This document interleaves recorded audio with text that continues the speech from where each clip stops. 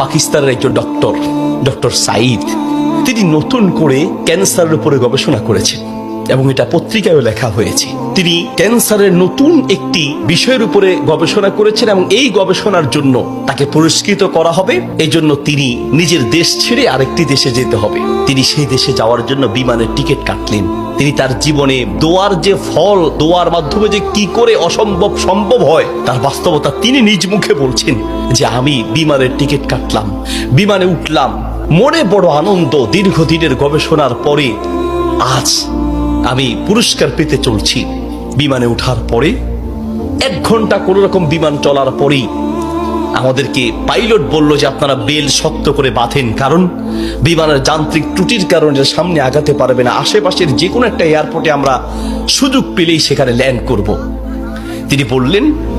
কিছুক্ষণ পরেই বিমানটা ল্যান্ড করলো। আমি একেবারেই ভেঙে পড়লাম যে আহা, আমার বোধহয় যাওয়া হবে না। বিমান ল্যান্ড করার পর জিজ্ঞেস করলাম এটা কি যাবে? বলছে যে ত্রুটি, এটা আজকে যাবে না। তাড়াতাড়ি বলছেন যে আমি সেই বিমান বন্দরে বিমান থেকে নেমে চলে গেলাম ইমিগ্রেশন কাউন্টারে, গিয়ে বললাম যে আমি তো ওই জায়গায় যেতে চাই। পরবর্তী বিমান কখন? বলছে পরবর্তী বিমান কমপক্ষে 16 ঘন্টা পরে, আর এই বিমান যাওয়া সম্ভব নয়। তাহলে আমি কি করব?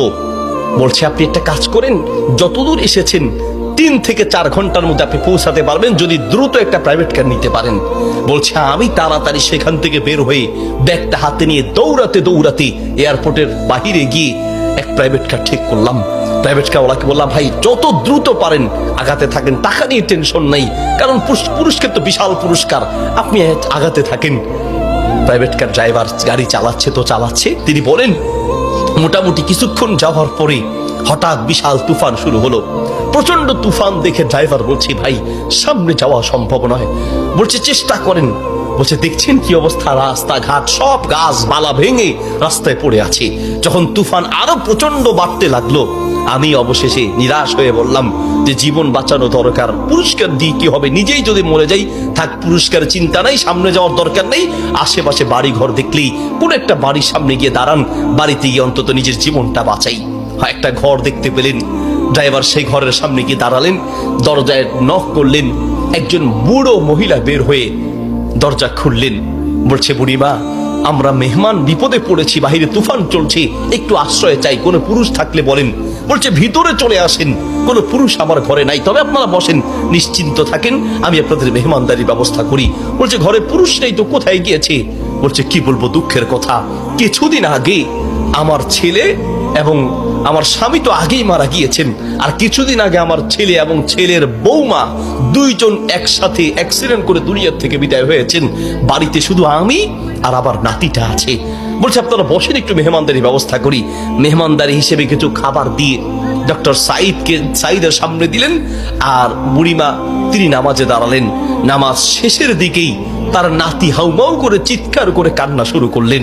প্রথম থেকে কাঁদছেন অল্প আস্তে আস্তে, পরে প্রচন্ড চিৎকার। ডক্টর সাইদ বলেন বুড়িমা আপনি কি করছেন, একটু নাতিটাকে নিয়ে আসেন, এইভাবে কাঁদছে কেন? পরে নাতিটাকে কোলে করে নিয়ে আসলেন। ডক্টর সাইদ জিজ্ঞেস করলেন যে তার চেহারা পুরো নীল হয়ে আছে, তার কারণটা কি, ওর কি রোগ হয়েছে? বলছে ডাক্তার সাহেব কি বলবো দুঃখের কথা, আল্লাহ আমাকে পরীক্ষা করছেন। আমার স্বামী তো অনেক আগেই দুনিয়া থেকে বিদায় হয়েছে, আমার সম্বল ছিল আমার ছেলে, সেই ছেলেটাকে আল্লাহ নিলেন, ছেলের বৌমাকেও নিয়ে গেলেন। আমার এই নাতিটা কোন রকমে আমার কাছে ছিল, তাই সে যায় নাই, এই জন্য অ্যাক্সিডেন্ট করে তারা মারা গিয়েছে, কিন্তু ছেলেটা রয়ে গেল। এখন এই ছেলেটার একটা কঠিন মারাত্মক ক্যান্সার হয়েছে, যার চিকিৎসা আমাদের দেশে সম্ভব নয়। ডাক্তার সাইদ বলছে আপনি কি দেখিয়েছেন? বলছে হ্যাঁ, এটা নতুন ধরনের ক্যান্সার, এলাকায় যাকেই দেখাই সবাই একই কথা, আমাদের পক্ষে সম্ভব নয়। তো ডাক্তাররা কি পরামর্শ দিয়েছে? বলছে পাকিস্তানে যেতে। পাকিস্তানে একজন ডাক্তারের নাম বলেছে, তিনি এই নতুন রোগের, এই নতুন ক্যান্সার উপরে তিনি গবেষণা করেছেন, তার কাছে গেলে নাকি ভালো হবে। ডাক্তারের নাম বলেছে? বলছে নাম তো বলেছে, কিন্তু ঠিকানা তো কিচ্ছু জানা নাই। কিন্তু আমার বিশ্বাস, আমি প্রত্যেক নামাজের পরে এবং সেজদায় কি আল্লাহর কাছে দোয়া করি, কারণ আমার বিশ্বাস মানুষের পক্ষে অসম্ভব হতে পারে, আল্লাহর পক্ষে অসম্ভব বলতে কিচ্ছু নাই। আল্লাহু আকবার।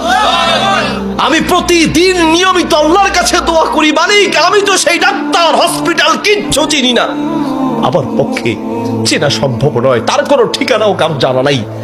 তিনি নাকি পাকিস্তানের ডাক্তার। বুড়িমা বলেন তো সেই ডাক্তারের নাম কি?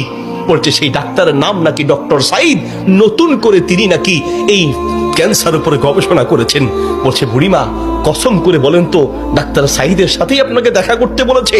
মহিলা বলছে ভাই আপনি মেহমান মানুষ, আমি কেন আপনার কাছে মিথ্যা বলতে যাব? ডাক্তার সাইদ তিনি নাকি নতুন করে ক্যান্সার উপরে গবেষণা করেছেন, আপনার বাড়ি কোথায়? ডাক্তার সাইদ বলল বুড়িমা আমি আপনাকে কসম করতে বলেছি এই জন্য যে আমি বড় অবাক হয়েছি, আল্লাহ যে বান্দার দোয়া কিভাবে কবুল করেন, আল্লাহ যে মানুষের দোয়া কিভাবে কবুল করেন, আমি এখন বুঝতে পেরেছি কেন আমার বিমান নষ্ট হয়েছে, আমি এখন বুঝতে পেরেছি কেন আমি প্রাইভেট কারে উঠেছি, আমি এখন বুঝতে পেরেছি কেন তুফান শুরু হয়েছে, আমি এখন বুঝতে পেরেছি লক্ষ লক্ষ বাড়ি ঘর থাকতে কোথাও না গিয়ে আপনার বাড়িতে কেন এসেছি, আমি এখন বুঝতে পেরেছি আল্লাহ বান্দার দোয়া কিভাবে কবুল করে। বুড়িমা আপনি যেই ডাক্তার সাইদের জন্য দোয়া করছেন সেই ডাক্তার সাইদের কাছে পাকিস্তানে যেতে হবে না, টেনে টেনে তাকে আপনার বাড়িতে নিয়ে এসেছেন, আমি ডাক্তার সাইদ আপনার বাড়িতে উপস্থিত আছি। আল্লাহু আকবার। প্রিয় ভাইয়ের আমার, আসা আন তাকরাহু শাইআন ওয়া হুয়া খায়রুল লাকুম ওয়া আসা আন তুহিব্বু শাইআন ওয়া হুয়া শাররুল লাকুম। আল্লাহ বলে বান্দা শোনো, আমরা অনেক সময় দোয়া করতে গিয়ে আমরা অলসতা পেশ করি, অথবা অচেতন হয়ে যাই, অথবা দোয়া করার ক্ষেত্রে আমাদের ইয়াকিন থাকে না। কারণ হুজুর কত দোয়া করছি, কত বলছি আল্লাহর কাছে, কই না হুজুর আল্লাহ তো শুনে নেই, ঠিক না? অনেকের কথা অনেক হুজুর দোয়া করার জন্য বলেন, কত দোয়া করছে হুজুর, তাহাজ্জুদের সময় দোয়া করছি, শেষ রাতে দোয়া করছি, চোখের পানিতে বুক ভাসিয়ে দোয়া করছি, কত চাইছি আল্লাহর কাছে, হুজুর আল্লাহ দেয় নাই। শোনেন আল্লাহ বলেন বান্দা মাঝে মাঝে আমি তুমি চাও আমি দেই না, এই যে আমি দেই নাই হতে পারে আমি এই না দেওয়ার মাঝেই তোমার কল্যাণ আছে। আল্লাহু আকবার। আমরা জানি না, হতে পারে ওই যে আল্লাহ দেয় নাই সেটার মধ্যেই আপনার জন্য কল্যাণ দিয়েছি। এই জন্য দোয়া করবেন, পান বা না পান দোয়া করে যাবেন।